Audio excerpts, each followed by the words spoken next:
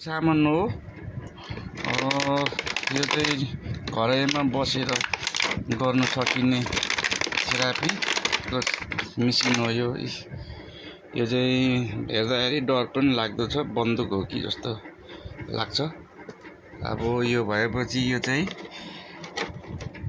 तल कण्डको थेरापी रहेछ है। यो चाकको थेरापी गर्ने यसरी अन गर्ने यसरी अन गर्ने यसरी टुट सबै पायल स्याल सबै निकालिदिनु रहेछ। यो बन्द भयो।